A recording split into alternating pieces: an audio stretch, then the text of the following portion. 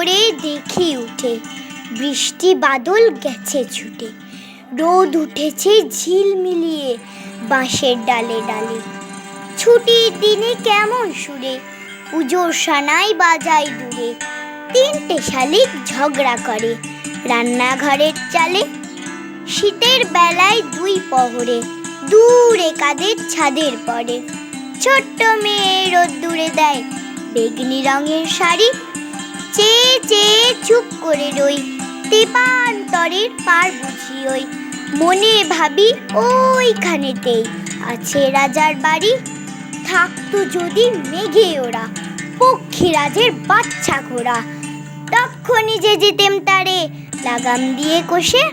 যেতে যেতে নদীর তীরে ব্যঙ্গ মার ব্যঙ্গ মিরে, পথ শুধিয়ে নিতেম আমি গাছের তলায় বসে।